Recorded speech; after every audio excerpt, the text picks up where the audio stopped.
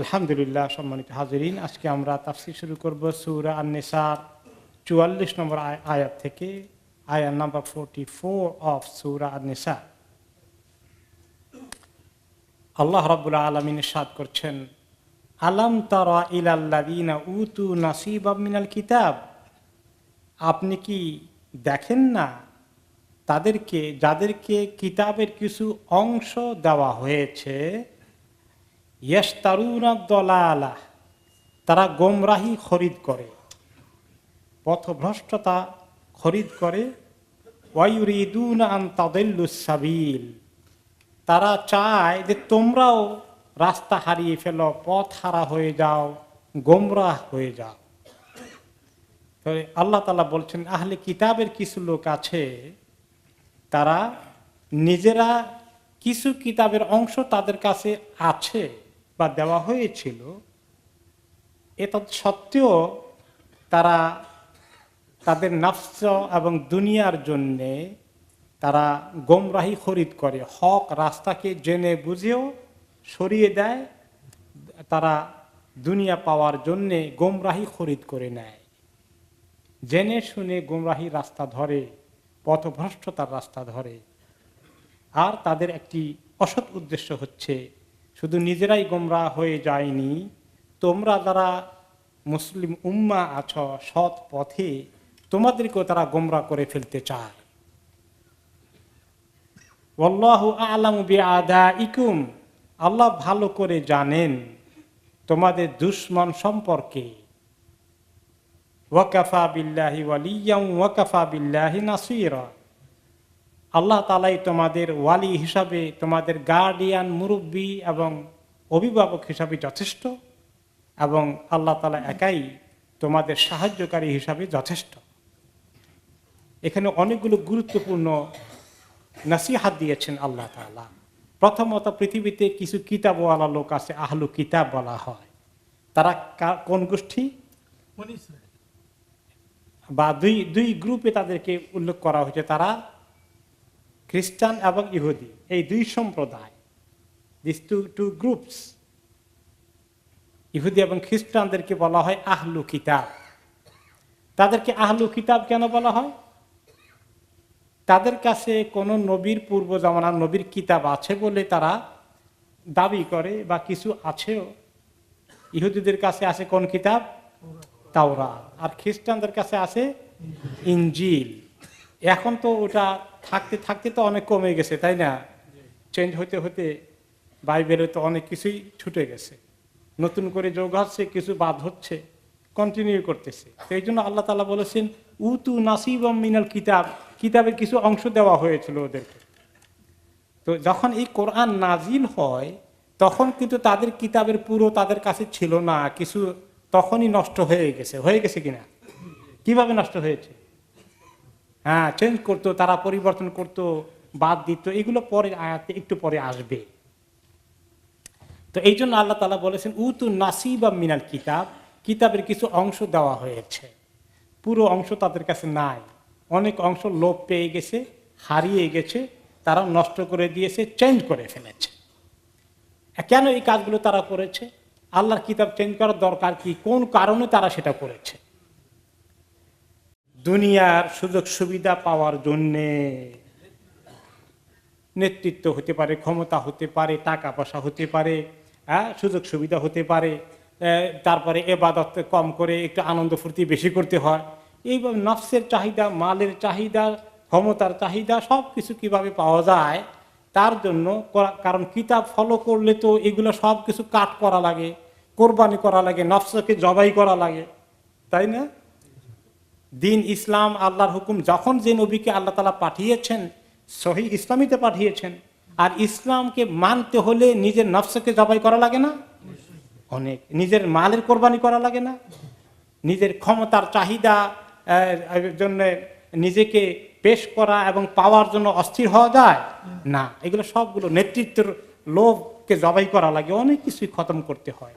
তারা এগুলো করেনি, জেনে বুঝে ইয়াশতারুনা দলালা, তারা গোমরাহি, পথভ্রষ্টতা, মিসগাইডেন্সকে খরিদ করেছে।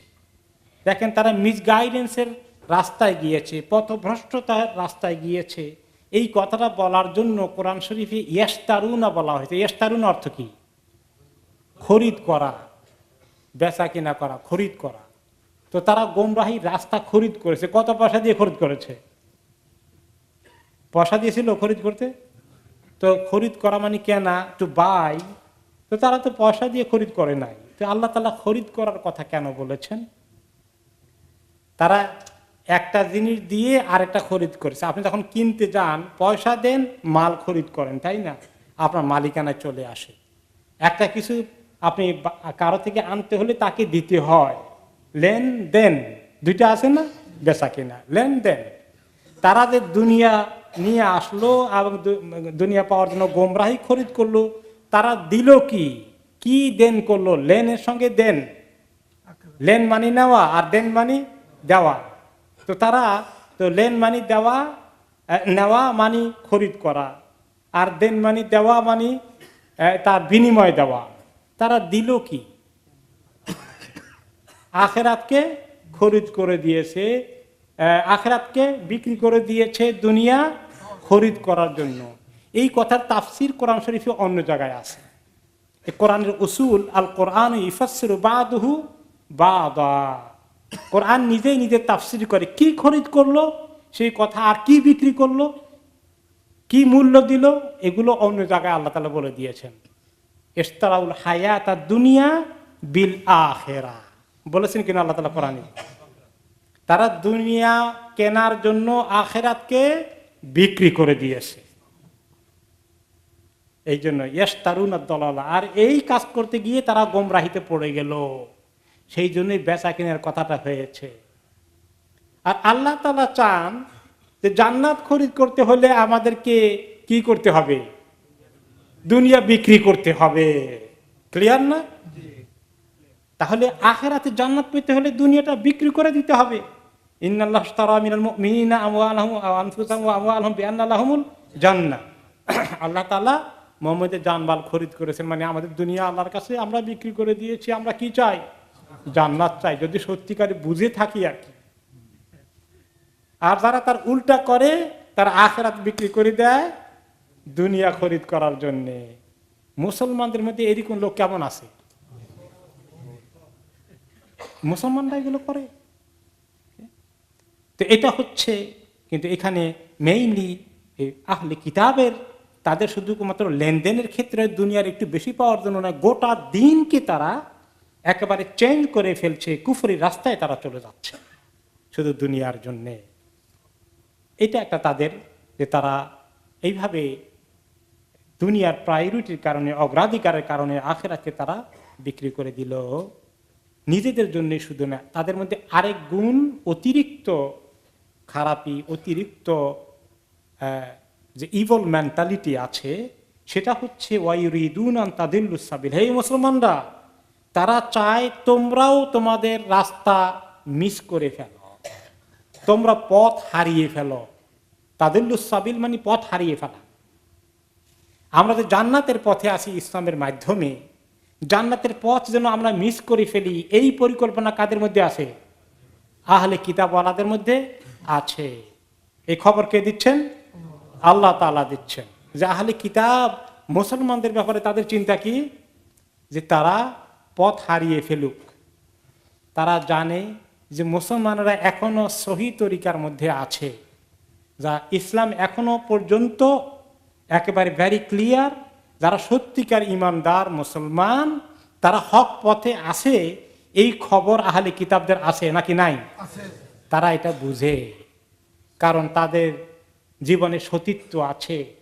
তারা এই দুনিয়ার মধ্যে পাপ কাজে ডুবে থাকতে চায় না, শরীয়তকে মানে, সুদ নাই।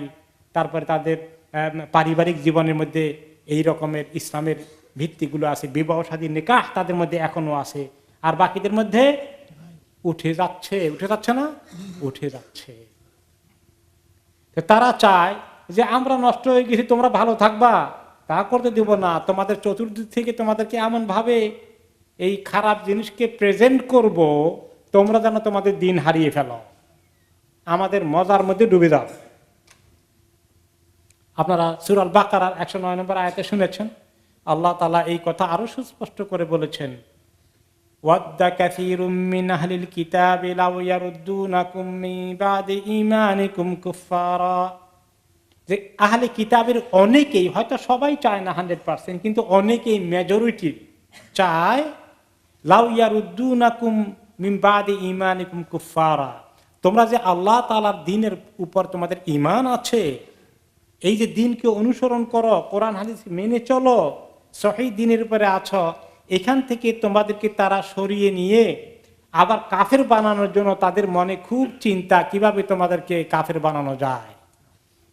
মুসলমানদের মধ্যে অনেকেই আসলে কাফের হয়ে বসে আছে। মুসলমান যখন ইসলামের ব্যাপারে তার বিভিন্ন রকমের মন্তব্য করে, দুশ্মনী করে ইসলামের বিষয় নিয়ে, তখন কি সে মুসলমান থাকে? আল্লাহ, তার রাসূল, হজ, যাকাত, নামাজ, দাড়ি, শরীয়ত, উত্তরাধিকার, নারী পুরুষের মর্যাদা, কোনোটা বিষয় নিয়ে যদি কেউ আপত্তি করে কোনো মুসলমান, সে কি মুসলমান থাকে? এইরকম লোক মুসলিম সমাজে, মুসলিম দেশগুলোর মধ্যে কিরকম আছে? উপরে তবকায় কেমন আছে? বেশি না কম? হ্যাঁ। তারা যেটা চায় কাফেরেরা এটাই। তারা কাফের সারাদিন বলে ইসলাম খারাপ, কোরআন শরীফ খারাপ। এইগুলা এই দেশে যেরকম, কাফেরদের দেশে যেরকম চলে, মুসলমান দেশেও মিডিয়ার মধ্যে, টিভির মধ্যে, পত্রিকার মধ্যে ইসলামের মধ্যে লেখালেখি কম হয় না বেশি হয়? বেশি হয়। তো তারা যেটা চেয়েছে সেটা হয়ে যাচ্ছে। বদকিসমত মুসলমানরা মুসলমানের ঘরে জন্ম নিয়েছে, আর ইসলামের ব্যাপারে তাদের মনে এত জ্বালা, এত কষ্ট, কিভাবে ইসলাম থেকে দেশকে মুক্ত করা যায়, রাত দিন এই ফন্দি ফিকেরা, লেখালেখি আর মিডিয়া আর চক্রান্ত চলছে। তারা কাফেররা এরকম করে কেন? আহলে কিতাব এরকম করে কেন তোমাদের বিরুদ্ধে? আমরা তাদের কি দোষ করেছি বলেন? আমরা তো শান্তিপূর্ণভাবে থাকতে চাই। মুসলমানদেরকে আল্লাহ বলছে খামাখা খালি যুদ্ধ করো, অমুকের দেশে হামলা করো? কোন কোরআনে, কোন হাদিসে এটা বলছে? তারপরে তো শান্তিপূর্ণভাবে থাকতে চাই, তারপরে আমাদের বিরুদ্ধে এত দুশ্মনী কেন? হাসাদাম মিন ইনদি আনফুসিহিম, তাদের মনের মধ্যে তোমাদের ব্যাপারে সাংঘাতিক হিংসা আছে। কে বলছেন? আল্লাহ তাআলা, সূরা আল বাকারার 109 নম্বর আয়াত।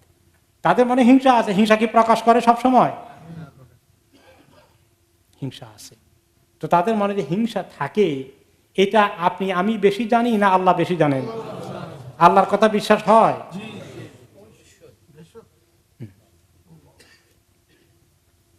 হিংসা কেন হয়েছে? তারা কি না বুঝে হিংসা করে? আল্লাহ তাআলা বলেন না, বুঝে শুনে হিংসা করে তোমাদেরকে। মিন বাদি মা তাবায়্যানা লাহুমুল হক, তাদের কাছে হক পরিষ্কার হওয়ার পরেও তারা হককে কবুল না করে বরং তোমরা হকের উপরে আসো কেন তার জন্য হিংসা করে। রহমতুল্লাহ। কেউ এখন এরকম কিছু লোক আছে, এরকম পাওয়া গেছে, পর্দা করে না মুসলমানদের মধ্যে। এখন পর্দা করে না, এটা তার জন্য একটু তো অনেকে তাকে হয়তো একটু মনে করে যে পর্দা করে না, বেপর্দায় চলে। এখন যারা পর্দা করে তাদেরকে দেখলে তার হিংসা লাগে। হ্যাঁ, এত পর্দা করে চলে, কারণ তার ব্যাপারে অনেকেরই খারাপ ধারণা আছে। এখন সে ভালো থাকে কেন সবার কাছে? তার মানে অটোমেটিক্যালি, ন্যাচারালি হিংসা চলে আসে। বলে দেখেন আমরা পর্দা না করলে কি হবে, আমাদের ঈমান ঠিক আছে। এটা এই যে মানুষের মধ্যে আরেকজনের ভালো হইতেছে, আমার হয় না কেন, আমি কিন্তু হারালাম কেন, এটা অটোমেটিক্যালি হিংসা চলে আসে। তো এই জিনিসকে আল্লাহ তাআলা আমাদেরকে জানিয়ে দিচ্ছেন কেন? আমরা সতর্ক হওয়ার জন্য না অসতর্ক থাকার জন্য? সতর্ক হওয়ার জন্য। আল্লাহ তাআলা এখন বলছেন যে ওয়াইরিদুনা আন তাদিল্লুস সাবিল, তারা চায় তোমরাও গোমরা হয়ে যাও, পথ হারিয়ে ফেলো। এই জন্যই মিডিয়ায় এত প্রপাগান্ডা বিশ্বব্যাপী। মুসলমানরা যেন শেষ পর্যন্ত আর ইসলামকে ধরে না রাখে, তাহলে তাদেরকে তারা ছাড়বে, তার আগ পর্যন্ত ছাড়বে না। হ্যাঁ, এরকম যেন মুসলমানরা ভয়ের মধ্যে থাকে, একটা টেনশনে থাকে। হ্যাঁ, শুনছে মাঝে মধ্যে শোনা যায় যে মুসলমানরা অনেক সময় তার নামের আগে মোহাম্মদ আছে এটা নিয়েও একটা চিন্তায় থাকে কোনো কোনো সময়। নামটা যদি একটু নিউট্রাল নাম হয় তাহলে বোধহয় একটু সুবিধা হয় কিনা, এরকম কারো কারো চিন্তা। কেউ কেউ দাঁড়িয়ে রাখার চিন্তা করে, না দাঁড়িয়ে রাখলে মনে করবো আমি কট্টরপন্থী মুসলিম। তো এই ধরনের, হ্যাঁ, আপনারা একটু বাম দিকে চলে আসেন, ওখানে একটু টাকা পেয়ে যাবেন। কিন্তু আসলে আল্লাহ তাআলা বলছেন এখানে যে তোমরা গোমরা হইও না, তোমরা তোমাদের পথে হক নিয়ে ধরে থাকো। হক চিনতে পারা, হক বুঝতে পারা কি আল্লাহর নিয়ামত না? যারা হিংসা করে সরাই দিতে চায় আপনি তাদের কথা সরে যাবেন? বরং আপনি আরো মজবুতি হয়ে টিকে থাকবেন। এই জন্য আল্লাহ তাআলা স্মরণ করিয়ে দিচ্ছেন তোমাদের কাছে হক আছে, হকের অনেক দুশমন আছে, তোমরা হককে পাহারা দিতে হবে। তোমাদের কাছ থেকে এটা ছিনিয়ে নিবে, সরাই দিতে চাইবে। আল্লাহু আ'লামু বিআদাইকুম, আল্লাহ তাআলা ভালো করে জানেন তোমাদের দুশমন কে কে। আমরা তো অনেকে বন্ধু মনে করতে পারি, আর সে খুব বন্ধু সাজে, আমাদের দোস্ত হয়, বন্ধু হয়, আমাদেরকে অনেক হেল্প করতে পারে, কিন্তু তার মনের ভিতরে কি আছে? দুশমনী আছে। মনে হয় যেন সে আমার শুভাকাঙ্ক্ষী, আমার কল্যাণকামী, কিন্তু আসলে আমার দুশমন। এরকম যদি কেউ আপনার ছেলেকে, আপনার ছোট বাচ্চাকে নষ্ট করার জন্য তার বাচ্চা লাগাই দিয়া আপনার ছেলেকে সিগারেট খাওয়ানো শিখিয়ে দেয়, ফ্রি সিগারেট দেয়, আপনার ছেলেকে ফ্রি সিগারেট দেয় নষ্ট করার জন্যে, তাহলে কি সে আপনার ছেলের উপকার করলো? ফ্রি সিগারেট দিয়ে ক্ষতি করলো। যে আপনার ছেলেকে আপনার তালে ফালায় তাকে নিয়ে সিনেমা দেখাতে চলে গেল, এইভাবে করে তাকে ফ্যাসিলিটিস দিচ্ছে, আপনার ছেলেকে একটা স্মার্ট মোবাইল ফোন গিফট দিয়ে দিল, হ্যাঁ, এবং তার উদ্দেশ্য হচ্ছে এর মাধ্যমে নষ্ট করা। তো এভাবে করেই মনে হয় যেন উপকার করলো, কিন্তু আসলে ক্ষতি। এটাও আমরা অনেক সময় বুঝি না। তো আল্লাহ তাআলা বলছেন যে তোমাদের দুশমন সম্পর্কে আল্লাহ তাআলা জানেন। এই কথা বলার অর্থ হচ্ছে আমি তোমাদেরকে দুশমন সম্পর্কে সতর্ক করে দিলাম, তোমরা অনেক সময় টের পাবা না। আমি জানি, আমি বলে দিচ্ছি, এটা মনে রাখো, এটাকে আমল করো। ওয়াকাফা বিল্লাহি ওয়ালিয়্যান ওয়াকাফা বিল্লাহি নাসীরা। তবে এটা মনে রেখো যে দুশমনের কথা শুনে বেশি ভয় পেয়ে যাইও না। এখন তো মুসলমানরা ভয়ের মধ্যে আছে, অনেকে আছে না? তো এখন ভয় পাওয়া কি কোনো ফজিলতের বিষয়? আল্লাহ তাআলা বলছে যে তোমরা, আল্লাহই তোমাদের জন্য তোমাদের অভিভাবক, তোমাদের রক্ষাকারী, আল্লাহ একাই তোমাদের সাহায্যকারী হিসাবে যথেষ্ট। সারা দুনিয়া ব্যাপী যদি এরকম ষড়যন্ত্র দেখো, তাহলে এত ভয় পেও না। ভয় পাওয়া কি শক্তিশালী ইমানের লক্ষণ না দুর্বল ইমানের লক্ষণ? এখন আমাদের তো ভয় চলে আসে, এখন কি করতে হবে? এটা ইমানের দুর্বলতা প্রমাণ পাওয়া গেল। তাহলে আমাদের ইমানকে আল্লাহর উপর তাওয়াক্কুল বাড়াই দিতে হবে। কিভাবে আল্লাহ তাআলা ইসলামকে মক্কার মধ্যে এত অত্যাচার নির্যাতনের মাধ্যমে আল্লাহ রাস্তা বের করে মদিনায় হিজরতের ব্যবস্থা করে দিলেন। এরপরে অল্প লোকদেরকে এক পর্যায়ে আল্লাহ তাআলা বদরে বিজয় দান করলেন। এরপরে সারা দুনিয়া ইসলাম ছড়িয়ে পড়লো। তাহলে এভাবে এত অত্যাচার, নির্যাতন এবং প্রপাগান্ডা নবী করিম সাল্লাল্লাহু আলাইহি ওয়াসাল্লামের বিরুদ্ধে কোন প্রপাগান্ডা বাকি রেখেছিল? প্রপাগান্ডা কি শুধু আমাদের সময়ে? কেউ কেউ বলবেন আরে তখন কি এত মিডিয়া ছিল নাকি? এখন কত কিসিমের মিডিয়া আসছে। তখনকার সব জামানায় ওই জমানার জন্য অ্যাপ্রোপ্রিয়েট মিডিয়া ছিল। তখন আরবদের কাছে যে মিডিয়া ছিল তারা সবটা ব্যবহার করেছে। পার্সোনালি গিয়েছেন, নবী করিম সাল্লাল্লাহু আলাইহি ওয়াসাল্লাম দাওয়াত দিতে যাচ্ছেন এই কবিলা থেকে সেই কবিলা। হজের সময় তিনি মিনায়, যে তখনকার জামানায় তারা হজ করতো, যেভাবে হজ করুক জাহেলি জামানার হজ, সেখানে বিভিন্ন ক্যাম্পগুলো মিনায় ছিল, তিনি ওখানে তাদেরকে দাওয়াত দিতে যাইতেন ক্যাম্পে ক্যাম্পে। আবু জাহাল, আবু লাহাবরা ওনার পিছনে পিছনে যেত। ওনার বক্তৃতা শেষ, তারা গিয়ে বলতে, শোনো এতক্ষণ যা বলছে আস্ত মিথ্যু,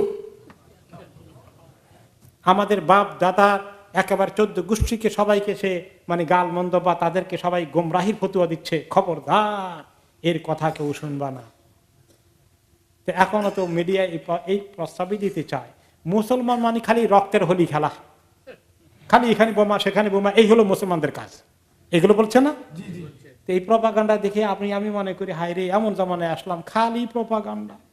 আগের জমানা লোকেরা যে কত শান্তিতে ঘুমাইছে, কোন জমানা ছিল না ইসলামের বিরুদ্ধে ষড়যন্ত্র করেছে, সব সময় ছিল। তা আল্লাহ তাআলা সে কথা মনে করে দিচ্ছে যে এত প্রপাগান্ডা দেখে ঘাবড়িও না, তোমরা তো যদি আল্লাহর দিকে আসো, আল্লাহ তাআলাই তোমাদের ওয়াকিল, আল্লাহ তাআলাই তোমাদের একমাত্র ভরসা, যিনি একা সব মোকাবিলা করতে পারেন। যা আল হক ওয়া যাহাকাল বাতিল, এই কনফিডেন্স রাখো, হক আর বাতিলের এই সংঘর্ষের মধ্যে হকের ওজন কত।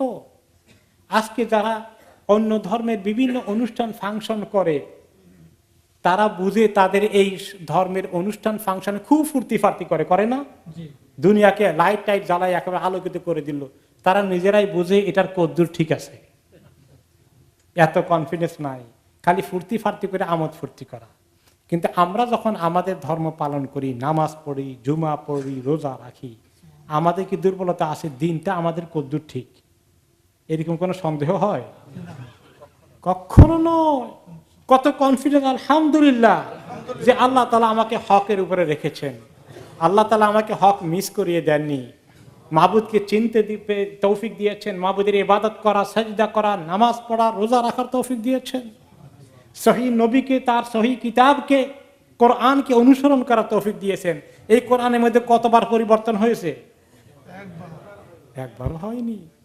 1400 বছর আগের কিতাব এখনো জল জল করছে, প্রতিটি হক কথা। সুবহানাল্লাহ। তাও মুসলমানের এত দুর্বলতা কেন হবে? পরিপূর্ণ কনফিডেন্স, আলহামদুলিল্লাহ, এই দিন হকের উপরে আল্লাহ রাখছেন। হকের উপরে থাকা আর মিথ্যার উপরে থাকা, এই দুইটার মধ্যে পার্থক্য নাই। কোর্টের মধ্যে আপনি গিয়েছেন, কারণ আপনার জমি আরেকজনের দখল করেছে, কোর্টে গেলেন, কাতারে দিয়ে গেলেন, এখন তো দেখা যায় ওই আপনার জাজেরাও ঘুষ ঘুষ খেয়ে দিয়ে দিচ্ছে, আপনার হক জমি ঘুষ খেয়ে রায় দিয়ে দিচ্ছে কার?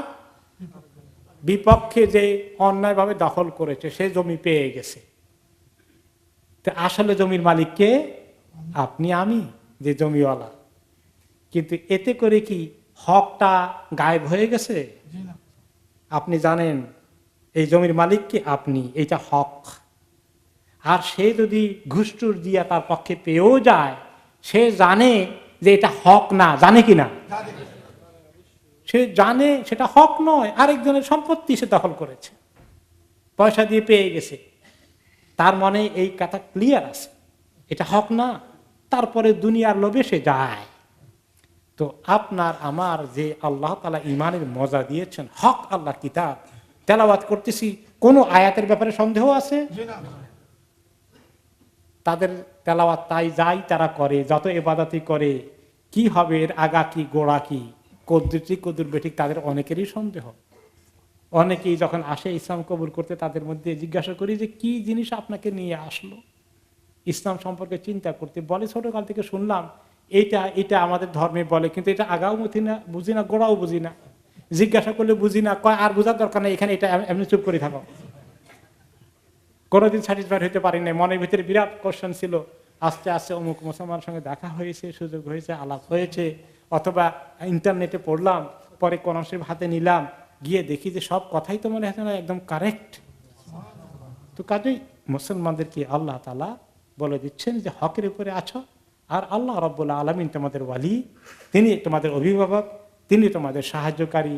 এক সময় যদি মুসলমানের ক্ষমতা হাতে নাও আসে, তাহলে কি মুসলমান পরাজিত হয়ে গেল, বাতিল হয়ে গেল, হক আর টিকলো না?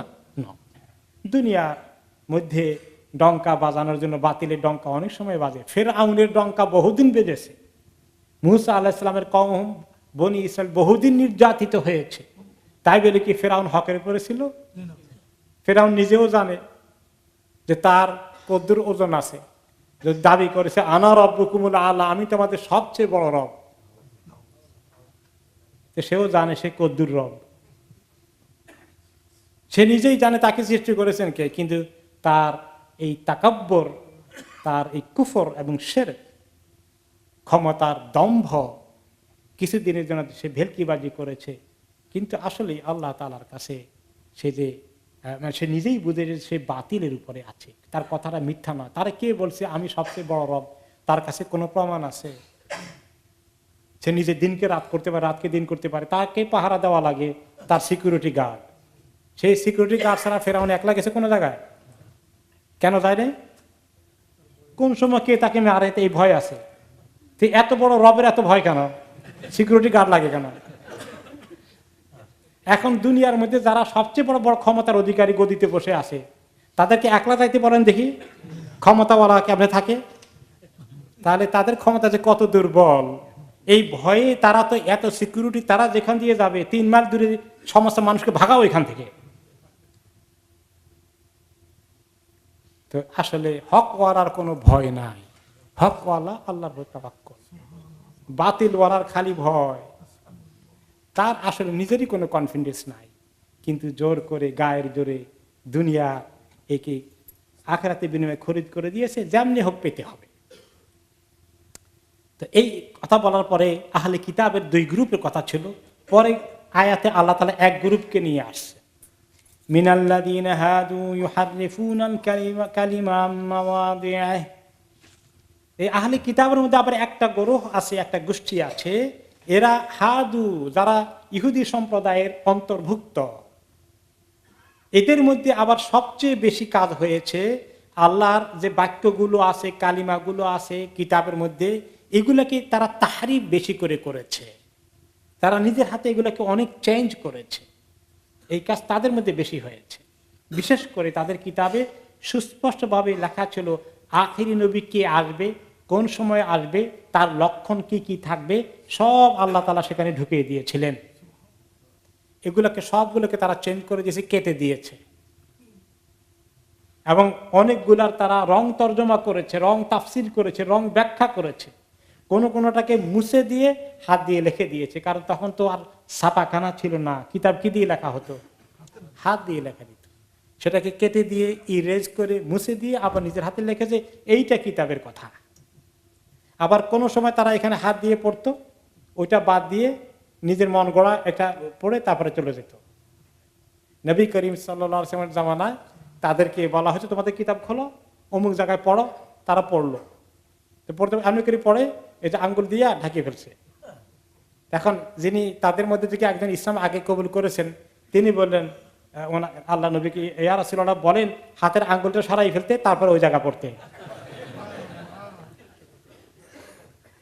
তো তারা এইভাবে বিভিন্ন কিসমের তারা তাহরিফ করেছে, মানে পরিবর্তন করেছে, বিকৃতি করেছে, অপব্যাখ্যা করেছে, অথবা পুরোটাকে বাদ দিয়ে ফেলেছে। বিশেষ করে আখিরি নবীর সমস্ত লক্ষণগুলো, ওইগুলোকে তারা সমস্ত সরিয়ে দিয়েছে। কারণ তারা এতদিন বলছিল মদিনার লোকদেরকে যে দেখো আখিরি নবী আসার টাইম হয়ে গেছে, ভেরি সুন। এই মুশরিক সম্প্রদায়, আমরা তো কিতাবওয়ালা, তোমরা তো খালি শিরকের পূজা করো, আর তোমাদের মেজরিটি আরব দেশে, আমরা হলাম মাইনরিটি। সময় এসে গেছে, নবী আসতেছে না, আখিরি নবী, আমাদের সুদিন আবার আসতেছে। তাদের কাছ থেকেই মদিনাবাসী, মক্কাবাসীরা শুনেছে। যখন নবী করিম সাল্লাল্লাহু আলাইহি ওয়াসাল্লাম আসলেন, তারপরে তাদের কাছে আবার যখন তিনি হিজরত করে চলে আসলেন মদিনা, এই খবর ছড়িয়ে পড়লো মদিনা। সবাই তখন এই অস্থির যে আখিরি নবী আসছে, আমরা তো শুনছি এরা বলছে যে আখিরি নবী আসার টাইম হয়ে গেছে, উনি আসলে আরব দেশের বিরাট অংশ, গোটা দুনিয়ার বিরাট অংশ ওনার আন্ডারে চলে আসবে, সেই সময় আসে গেল কিনা, তাহলে লেট না করে আমরা আগেই তার হাতে কালেমা পড়ে ফেলি। তবু ডাবল চেক করার জন্য, ভেরিফাই করার জন্য ওদের কাছে গেল, কিতাবওয়ালাদের কাছে। বলে যে তোমরা যে বলছিলা উনি কিনা? কয় না, আসলে উনি না। উনি হলে তো আমরা তোমাদের আগে নিয়ে নিতাম। জেনে বুঝে করতে না, না জেনে। কিরকম জানতো? আল্লাহ তাআলা বলেছেন ইয়ারিফুনাহু কামা ইয়ারিফুনা আবনাআহুম। ইনি যে আখিরি নবী, তারা এত ভালো করে জানে, এত ক্লিয়ার তাদের কাছে, যেভাবে তারা তাদের নিজের সন্তানকে চিনতে জানতে কোনো কষ্ট হয়। 100 ছেলের ভিতরে 500 ছেলের ভিতরে আপনার স্কুলে সেম এই যে আপনার ছেলে কোনটা মাঠে খেলাধুলা করতেছে চিনতে কষ্ট হয়? নিজের ছেলেকে সবাই চিনে। তো এই জন্য আল্লাহ তাআলা এমন এক্সাম্পল দিলেন যে নিজের ছেলেকে চিনতে কোনো বাবার যেরকম কষ্ট হয় না মানে জন্মের পরেই নয়, জন্মের পরে তো সেটা তখন আপনার সঙ্গে তার পরিচয় হয় নাই, তখন ছেলে বড় হয়ে গিয়েছে, এটা আপনার ছেলে আপনার মেয়ে, আপনি ভালো করে চিনেন, 100,000 ছেলে মেয়ের ভিতরে থাকলেও তাকে খুঁজে বের করতে আপনার কষ্ট হবে না। এইরকমই এই নবীকে তারা এত ভালো করে চিনে ফেলেছে, সমস্ত লক্ষণ আছে, তারপরেও তারা আল্লাহর আয়াতকে বিবর্তন করেছে, পরিবর্তন করেছে, বিকৃতি করেছে, সরিয়ে দিয়েছে। এই হলো এই কাজ। আর কি বলে, ওয়ায়াকুলুনা সামি'না ওয়া আসাইনা। আর এই নবী যখন তাদেরকে দাওয়াত দেয়, সুন্দর করে বুঝিয়ে দিলেন যে আমি এবং ঈসা আলাইহিস সালাম, মুসা আলাইহিস সালাম, ইব্রাহিম আলাইহিস সালাম সবাই আল্লাহর এক জায়গা থেকেই এসেছি। আমি এই একই সিলসিলায় নবুয়তের সর্বশেষ ভাবে আল্লাহ আমাকে পাঠিয়েছেন, আমি নতুন কিছু আনিনি, আমার পূর্ববর্তী নবীরা যা বলেছেন সেটা নিয়েই এসেছি, লা ইলাহা ইল্লাল্লাহ, এই কথা নিয়েই এসেছি। তোমরা সেই আল্লাহ, যেই আল্লাহর নবীকে মানো, তিনি যেখান থেকে এসেছেন ওই আল্লাহ আমাকে পাঠিয়েছেন, কাজে ওই আল্লাহর নাফরমানি তোমরা করতে পারো না। এগুলা যখন তিনি বুঝান, তখন বুঝানোর পরে তারা বলে কি, তাদের রিয়াকশন কি, ওনার লেকচার শুনে, দাওয়াতি কথা শুনে, নবী করিম সাল্লাল্লাহু আলাইহি ওয়াসাল্লাম বুঝালে, নসিহত করলে, ওনার কাছে গেলে তিনি যখন বলেন, তারা তখন বলে সামি'না, শুনছি, ওয়া আসাইনা, আমরা মোটেই মানব না, শুনছি কিন্তু মানব না। তো শুনছি কিন্তু মানব না, এটা জোরে বলে না, আস্তে বলে। আর বলে ওয়াসমা গাইরা মুসমা, আর বলে শুনো, ভালো করে শুনো, তবে না শুনাই ভালো, শুনবা না, কারণ আসতে বলছি। ওই কথা জোরে বলা সাহস আছে, সেটা নাই। ওয়াসমা গাইরা মুসমা, শুনো আমরা কি বলতে চাই, তোমার কথা তো শুনবো না, গাইরা মুসমা, তবে তুমি শুনবে না, আমরা নিজেরা বলতেছি, তারা মনে মনে বা আস্তে উচ্চারণ করে বলছে। ওরা আইনাম, ওরা আইনা, আর বলে রায়না। রায়না অর্থ কি? রায়নার একটা অর্থ হলো, আমরা শুনেছিলাম সূরা আল বাকারাতে, এর তাফসীরে, যে আমাদেরকে সময় দেন, মানে আমরা আর একটু অপেক্ষা করেন, টাইম দেন আমাদেরকে, আপনি বলেন আর এখনই কবুল করে ফেলবো নাকি, টাইম দেন। সামেনা এটা জোরেই বললো, কিন্তু ওয়াসাইনা, মানলাম না, এইটা জোরে বলে না, গাইরা মুসমা, আসতে পারে। আর বলে রায়না, মানে কনসিডার করেন, আমাদেরকে একটু বুঝার সুযোগ দেন, এইগুলা কয় তারা, এইগুলা বলে কিভাবে, লাইয়াম বে আলসিনাতিহিম, তাদের জবান দ্বারা এটাকে বিকৃতি করে, তারা অন্য অর্থ বুঝাইতে চায়। রায়নার দুটো অর্থ আছে, একটা অর্থ পজিটিভ, একটা অর্থ নেগেটিভ। তারা নেগেটিভ সেন্সে বুঝায় না, রায়না একটু রুড ওয়ার্ড, এবং এটার মধ্যে নেগেটিভ কনোটেশন আছে। এই তারা এটাকে বিকৃতি করে তারা এই কথাটা ব্যবহার করে। দিন, আর দিনটার মধ্যে তারা আঘাত করে কথা বলে, দিনকে তারা রেসপেক্ট করে না, দিনের ব্যাপারে তাদের অন্তরে দুশ্মনী আছে। আসলে তারা বুঝার নিয়তে সময় চেয়েছে, এইটা নয়, একটু টাইম দেন, ভালো করে বুঝি, এইটা নয়, টাইম দেন, এত তাড়াহুড়ো করলে হবে কেন।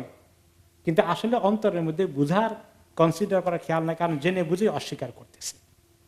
তো তারা যে রায় না কথাটা বলেছে, এটা নেগেটিভ। এইটার জন্য আরেকটি শব্দ আছে আরবিতে, পজিটিভ, সেটা হলো ওয়ানজুর না। তো আমাদেরকে একটুখানি সময় দেন, একটুখানি সময় দেন, এই কথাটা পজিটিভ। এখন অনেক সময় নন মুসলিমরা এখানে আসে, তারা আলাপ আলোচনা করে দেখা যায় যে আচ্ছা ঠিক আছে, এই বই আর একটু বই পড়ি, আর একটু বুঝি, বা আমরাও বলি যে বুঝে শুনে আসেন, পজিটিভ আকারে নিচ্ছে। আবার কিছু আসে যে তারা শুধু তর্ক বিতর্ক করতে আসে, দুই রকম না। তো রায়নার মধ্যে আসলে পজিটিভলি চিন্তা করার, ভাবনা করার, ভালো করে একটু বুঝার কোনো মেন্টালিটি নাই। কিন্তু কেউ যদি ওয়ানজুর না বলে, এই যে আমাদেরকে একটু টাইম দেন, আমরা একটু ভালো করে বুঝি, এটা পজিটিভ। তো আল্লাহ তাআলা বলছেন ওয়ালাউ আন্নাহুম ক্বালু, আগের মতো না বলে তারা যদি বলতো সামি'না, আচ্ছা আপনার কথাগুলো আমরা শুনলাম, ওয়া আতা'না, যতটুকু বুঝেছি আমরা এটা মেনে নিলাম, এইটা যদি বলতো। আর যদি বলতো ওয়াসমা, আপনি ভালো করে শুনেন, গায়রা মুসমাইন বলতো না, ওয়াসমা, আপনি শুনে রাখেন, ওয়ানজুরনা, তবে একটু টাইম দেন। এতটুকুন বললে খুব পজিটিভ হতো। তার এরকম না বলে আগে যেরকম যে লাইনে যেটা বলেছে সেটা ভ্যারি নেগেটিভ, ইভল ইন্টেনশন, ভালো কোনো নিয়ত নাই এখানে। বরঞ্চ পজিটিভলি থাকলে লাকানা খাইরান লাহুম, এরকম পজিটিভলি বললে কতই না ভালো হতো তাদের জন্য। কিন্তু ভালো কি তাদের নসিবে আছে? ওয়ালাকিন্নাহুমুল্লাহু বিকুফরিহিম, আসল কথা হচ্ছে আল্লাহ তাআলা তাদেরকে লানত করেছেন তাদের কুফরির কারণে। জেনে বুঝে কুফরি করার কারণে লানত পড়ে গেছে। লানত পড়লে, লানতের অর্থ হচ্ছে আল্লাহর রহমত থেকে বঞ্চিত হয়ে যাওয়া। তাদের কপালে কোনোদিন হেদায়েত জুটবে না। এই যে বললাম যে কিছু লোকেরা আসে আলাপ আলোচনা করে, যখন তারা বুঝতে আসে হয়তো আল্লাহ তাআলা তাদের দিল খুলে দেবেন, লানত পড়বে না। আর যে জেনে বুঝে তর্ক করতে আসে, সে তার সিদ্ধান্ত হয়েছে সে কবুল করবে না, কুফরি করবে, তাকে আল্লাহ তাআলা হেদায়েত দিবেন না। সেটাই হচ্ছে তাদের শাস্তি, লাআনাহুমুল্লাহু বিকুফরিহিম। এই যে কুফরি করেছে, নবী মুহাম্মদকে জেনে বুঝে অস্বীকার করেছে, নাম কেটে দিয়েছে, সেখান থেকে আয়াত সরিয়ে দিয়েছে, এই কুফরির কারণে আল্লাহ লানত পড়ে গেছে তাদের প্রতি। কাজেই তাদের কপালে ঈমান নাই।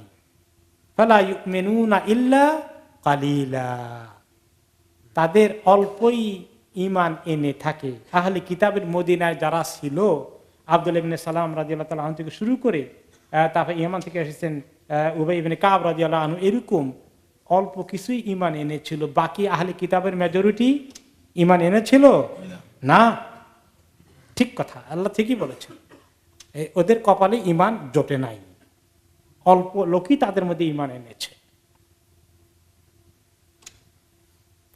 এরপরে হচ্ছে তারা লাইয়াম বিআলসিনাতিহিম তাআনান ফিদ্দীন, তারা নিজেদের জবানের মধ্যে, জবান দ্বারা ইশারায় ইঙ্গিতে প্রচ্ছন্নভাবে দিনকে অ্যাটাক করে এবং নবী করিম সাল্লাল্লাহু আলাইহি ওয়াসাল্লামকে গালিগালাজও করে চান্স পেলে। যেমন তারা সালাম দিতে আসতো, সালাম দিতে এসে ওনাকে কি বলতো? আসসালামু আলাইকুম, আসসালামু আলাইকুম না বলে আসসালামু আলাইকুম এই কথা বলতো। আপনারা শুনছেন তাফসীর সূরা আল বাকারার মধ্যে, আসসালামু আলাইকুম অর্থ কি? তোমার উপর মৃত্যু নাজিল হোক, মউত নাজিল হোক। এখন তাদেরকে জিজ্ঞাসা করে এই কথা বললা কেন? না, আমরা তো সালাম বলছি, আপনি ঠিক মতো শুনেন নাই আসলে। লাইয়ান বিআলসিনাতিহিম। তো একবার এরকম ঘটনা শুনছেন না মা আয়েশার ব্যাপারে, যখন বাইরে থেকে এসে বলে ইয়া মুহাম্মদ আসসালামু আলাইকুম এই কথা বললো, তখন মা, তিনি নবী করিম সাল্লাল্লাহু আলাইহি ওয়াসাল্লাম বললেন ওয়া আলাইকুম, তোমাদের প্রতিও, আর বেশি কিছু বলেন নাই। তো মা আয়েশা বলেন ওয়া আলাইকুম আসসালাম ওয়াল লা'নাহ, আরো কিছু বললেন, তোমাদের প্রতি মউত এবং লানত সব নাজিল হোক। তো রাসূলুল্লাহ সাল্লাল্লাহু আলাইহি ওয়াসাল্লাম বললেন, আয়েশা, আমাদের কি আল্লাহ তাআলা লানত করার জন্য পাঠান না দুনিয়ার মধ্যে? দরকার নেই লানত করা, আল্লাহ আমাকে লানত করার জন্য পাঠান নাই। ইয়া রাসূলুল্লাহ, আপনি শুনেন নাই কি বলছে? আমি তো শুনছি, ঠিক মতো বুঝেছি, আর আমি এই জন্য বলছি ওয়া আলাইকুম, তোমাদের প্রতিও তাই হোক। তবে আরেকটা জানো তুমি, যে আমারটা আল্লাহ কবুল করবেন, তাদেরটা আল্লাহ কবুল করবেন না। সুবহানাল্লাহ, হয়ে গেছে। তো এভাবে তারা করতে এগুলো। এই জন্য এখানে এই কথাগুলো ডিটেলস কেন বলতেছে, যে তাদের ভিতরে হিংসা মুসলমানদের জন্য কি পরিমাণ আছে। যদি নবী মুহাম্মদ সাল্লাল্লাহু আলাইহি ওয়াসাল্লাম এত সোনার মানুষকে হিংসা করতে পারে, তো আপনি আমিকে তারা কি খুব মহব্বত করবে? এটা সম্পর্কে সতর্ক থাকার জন্য আল্লাহ তাআলা বলেছেন, ইয়া আইয়ুহাল্লাযীনা উতুল কিতাবা আমিনু বিমা নাযালনা মুসাদ্দিকান লিমা মাআকুম। এখনো আল্লাহ তাআলা আহলে কিতাবদেরকে বলেন, তখন তো আহলে কিতাবদের কাছে এই মেসেজগুলো চলে গিয়েছিল, এখনো যায়, এখনো আহলে কিতাবরা জানে, পড়ার সুযোগ আছে, মিডিয়ার মাধ্যমে পৌঁছে যাচ্ছে। হে কিতাবওয়ালারা, ঈমান এনে ফেলো, আমি যেটা নাজিল করেছি এই নবীর প্রতি, মুসাদ্দিকান লিমা মাআকুম, আর সেই এই কোরআন যেটা আছে, এটা তোমাদের কাছে যে কিতাব আছে, তাওরাত, জবুর, ইনজিল, এবং মুসা আলাইহিসসালাম, ঈসা আলাইহিসসালাম, ইব্রাহিম আলাইহিসসালাম, ইসহাক আলাইহিসসালাম সবার কথা আছে কিনা? তোমাদের কাছে হক যেটা আছে এটাকে স্বীকৃতি দিচ্ছে এই কোরআন। এটা তো তোমাদের সব উল্টে ফেলতে আসেনি, তোমাদের আসল জিনিস যেটা সেটাকে সাপোর্ট করতেছে। তোমরা কেন এর বিরুদ্ধে চলে যাচ্ছ? তোমরা ঈমান এনে ফেলো। আল্লাহ তাআলা তাদেরকে শুধু ধমক দিয়ে লানত দিয়ে ফেলে দিচ্ছেন না, আল্লাহ তাআলা শুধু দিচ্ছেন, ডাকছেন, শোনো লানত থেকে বাঁচতে হলে জলদি করে আসো, ঈমান এনে ফেলো। আর যদি না আনো, মিন ক্বাবলি আন নাতমিসা উজুহা, তা না হলে অচিরেই কিন্তু আমি কিছু চেহারাকে বিকৃতি করে দেব, চেহারা বিকৃতি করে দিতে পারি, সাবধান। ফানারুদ্দাহা আলা আদবারিহা, চেহারাকে পিছনে নিয়ে যেতে পারি, নাউজুবিল্লাহ। কারো চেহারাকে যদি আল্লাহ ঘুরায় পিছনের দিকে নিয়ে যায় কি অবস্থা হবে? আল্লাহ তাআলা সাবধান করতেছেন যে হককে জেনে শুনে এরকম করে তোমরা ডিনাই করো, অস্বীকার করো, আমি কিন্তু তোমাদেরকে অ্যাকশন নিয়ে ফেলবো। এখন এটা ফিজিক্যালও হতে পারে, আবার কোনো সময় ফিজিক্যাল হয় না, মানসিকভাবে আল্লাহ তাআলা তাদেরকে লানত দিয়ে হককে চিরদিনের জন্য বঞ্চিত করে দিবেন। বিকৃতি তাদের স্বভাবের মধ্যে, বিকৃতি তাদের ঈমানের মধ্যে, ফিতরতের মধ্যে একটা হক জিনিস আছে, প্রত্যেকের ফিতরত। কুল্লু মাউলুদিন ইউলাদু আলাল ফিতরা, প্রত্যেকটি মানুষের মধ্যে আল্লাহ তাআলা ভালো ফিতরত দিয়েছেন নাকি দেন নাই?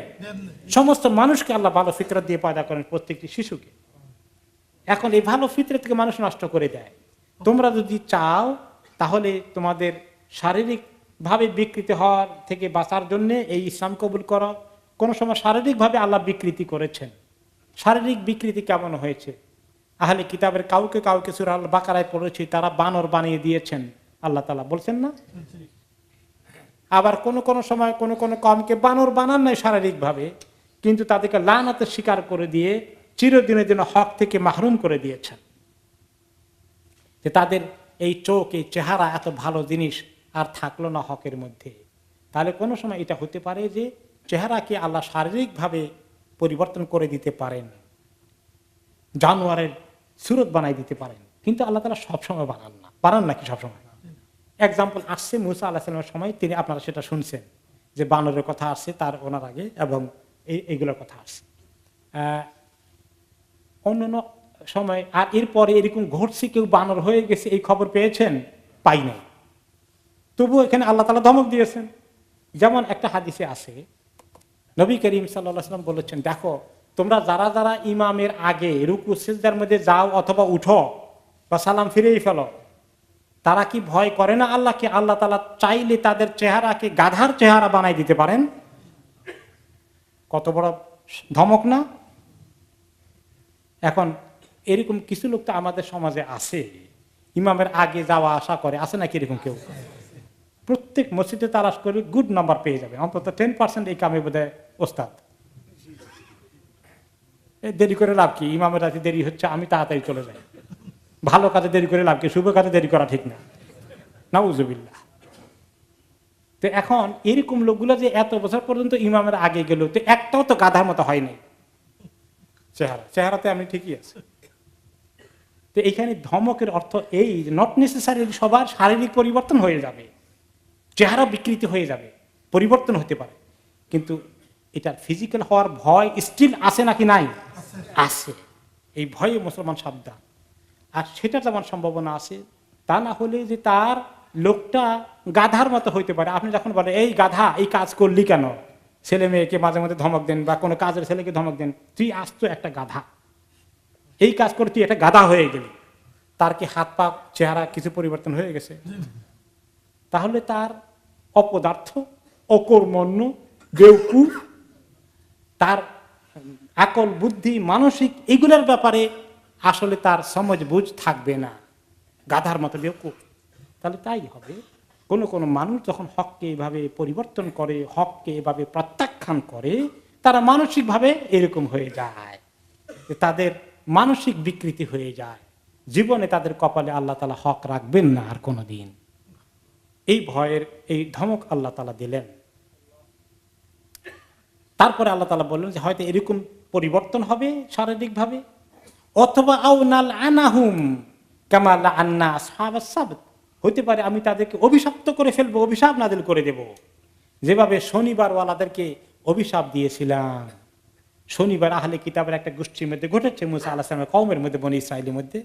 শনিবারের ঘটনা তাদের জন্য কি? শনিবার তাদের জন্য অভিশাপ নিয়ে এসেছে। শনিবারে ওই জাতির জন্য, ইহুদি জাতির জন্য শনিবারে কোনো কাজ করা নিষেধ, তারা কাজ করতে পারবে না, শনিবারে রেস্ট। এই জন্য এখনো যারা এই ধর্মের অনুসরণ করে, শনিবারে তারা কোনো লাইট জ্বালাইতে পারবে না, সুইচ অফ অন করতে পারবে না, যারা শক্তভাবে ফলো করে। তোমাদের ঘরে তাহলে লাইট অন অফ করা আমরা অটোমেটিকটা লাগাই, অটোমেটিক লাইট আছে না? আছে, ঢুকলে লাইট জ্বলবে, বাইরে যান একটু পরে নিভে যাবে। এছাড়া এরকম তো ওইখানে তাদের এরকম ছিল, কোনো কাজ করতে পারবে না। তাদের মধ্যে এক সমুদ্রের পাশে একটা বিশাল একটা জনপদ ছিল, একটা জনবসতি ছিল, তারা শিকার করত। তো আল্লাহ তাআলা পরীক্ষা, মাছ শিকার করত সমুদ্রে গিয়ে। আল্লাহ তাআলা পরীক্ষা করার জন্য তাদেরকে বললেন যে শনিবারে তোমাদের কাজ যেহেতু নিষেধ, শনিবারে ওই মাছগুলো আল্লাহর হুকুমে সব সমুদ্রের তীরে চলে আসতো, একদম এরকম করে গিজ গিজ করতেছে মাছ। এখন এই মাছ দেখে তাদের কিলো ভাইরে ধরে ফেলি, কিন্তু জানে আবার মাছ ধরলে আল্লাহর গজব নাজিল হবে, এই ভয় আর ধরে না। কিন্তু এত মাছ আসে, এত সুযোগ সুবিধা, এখন বুদ্ধি একটা বের করলো যে আজকে ধরা যাবে না, তবে জাল দিয়ে, বাঁশ দিয়ে, কোনো কিছু দিয়ে সব মাছ আটকাই রাখবে এবং রবিবারে ধরবে। তো এই যে তারা শনিবারে হাত দিয়ে ধরলো না, কিন্তু আটকে রাখলো, আর রোববারে সবগুলোকে ধরে ফেললো। তো আল্লাহ তাআলা শরীয়তকে বিকৃতি করার কারণে, শরীয়তকে না মানার কারণে, শরীয়ত না মানার জন্য হিলা করলো, এই কারণে আল্লাহ তাআলা তাদেরকে লানত করলেন। এই লানতের পরে তাদের চেহারা বানরের মতো, শুকুরের মতো হয়ে গেল, রাহমাকাল্লাহ। এই কাহিনী আপনারা শুনেছেন। তো আল্লাহ তাআলা বলেন তাহলে তোমাদেরকে ওইরকম লানত করব যে লানত করা হয়েছিল শনিবার ওয়ালাদের প্রতি। ওয়া কানা আমরুল্লাহি মাফউলা, আর আল্লাহ তাআলা যখন করবেন সেটা করেই ছাড়বেন। তিনি যদি চান হয়ে যাবে, তোমরা কেউ আটকাতে পারবে না। তিনি শুধু বলবেন কুন ফায়াকুন। শরীয়তকে নিয়ে তারা এরকম করলে আল্লাহ লানত পড়ে। মুসলমানদের মধ্যে অনেক সময় হিলা সারা করে। হিলা শব্দটা আরবি থেকে, হেইলা মানে কি তালাক দিছে রাগ করে, এখন কয় যে না তো তিন তালাক তো হয়ে গেছে, এখন তো আর রাখা যায় না, কি করা যায়, আরেকজনের বিয়ে করলে তারপরে সে ছেড়ে দিলে তারপরে একে আবার বিয়ে করা যাবে। এটা শরীয়তে অ্যালাউ করেছে। আমরা যখন তালাকের মাসালা শুনেছি তখন আমরা এটা ভালো করে জানার চেষ্টা করেছিলাম, তাই না? তো সেখানে এসেছে যে একজনে মনে করেন তার স্ত্রীকে তালাক দিয়েছে, 3 বার তালাক হয়েছে, এখন তো আলাদা হয়ে গেল, তার ইদ্যত পার হইতে লাগে রাহমাকাল্লাহ 3 মাস, এর ভিতরে তালাক থেকে তিনি ফাইনাল হয়ে যাবে। তখন তাকে অন্য কেউ যদি বিয়ে শাদী করে, ন্যাচারালি অন্য কেউ বিয়ে শাদী করলো, সেই লোকটা বিয়ে শাদী করার পরে হয়তো সেই লোকটা মারা গিয়েছে, অথবা সেই ন্যাচারালি নিজ ইচ্ছায় স্বাভাবিকভাবে তালাক দিয়েছে।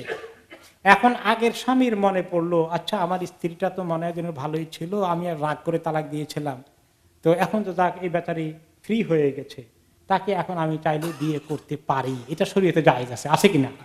আছে। সব কিন্তু ন্যাচারাল হবে না, আর্টিফিশিয়াল, ন্যাচারাল, স্বভাবগত, ন্যাচারালি, মানে প্রাকৃতিক ভাবে ঘটবে। এইটা জায়েজ আছে। 3 তালাক করা স্ত্রীকে এইভাবে বিয়ে করা জায়েজ আছে। এখন আমাদের সমাজে কিছু লানতের লোক আছে, তারা বলে যে এখন তো এক কাজ করতে হবে, যেহেতু আবার বিয়ে দিলে তো এখন এক রাতের জন্য বিয়ে দেয়, তারপরে আবার সে তালাক দেয়, এরপরে আবার আগের স্বামী তাকে বিয়ে করে। এইরকম এটাকে আপনারা একটা শব্দ ব্যবহার করা হয়, তাকে কি বলে?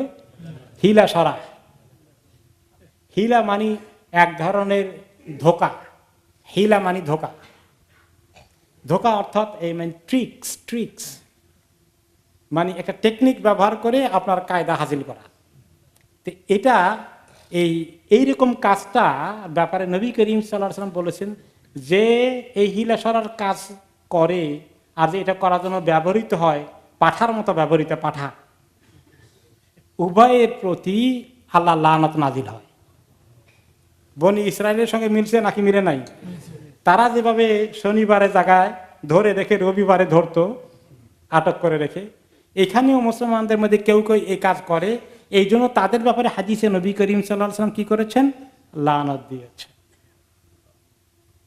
তাহলে এইখানে শেষ আয়াতে আমরা যেটা শিখলাম যে শরীয়তের ব্যাপারে, দ্বীনের ব্যাপারে কোনো ধরনের এরকম হিলাবাজি চক্রান্ত করলে সেটা আল্লাহ তাআলা তাদেরকে বড় অভিশপ্ত করে ফেলেন।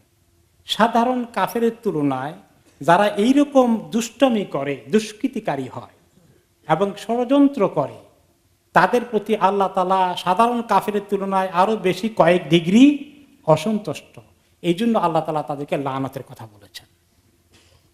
যারা জেনে শুনে হককে এরকম করে, যে না লানাহুম, আমি তাদেরকে লানত করব। সব কাফের ব্যাপারে আল্লাহ লানত শব্দের ব্যবহার করেন নাই, যদিও সবাই জাহান নামে যাবে কাফের যারা, কিন্তু তাদের মধ্যে ডিগ্রি আছে, তফাত আছে। যারা জেনে শুনে দিনের দুশমনী বেশি করেছে তার শাস্তি হবে বেশি, আর যে এমনি আল্লাহকে মানে নাই তার শাস্তি হবে সে তার তুলনায় কম, আর যে মুনাফিকি করেছে তার শাস্তি হবে আরো বেশি। এগুলো আল্লাহ তাআলা বলে দিচ্ছেন। তো আমরা এই যে শুনলাম, পরের আয়াতের মধ্যে আল্লাহ তাআলা বলেছেন যে ইন্নাল্লাহা লা ইয়াগফিরু আন ইউশরাকা বিহি ওয়া ইয়াগফিরু মা দুনা যালিকা লিমান ইয়াশা।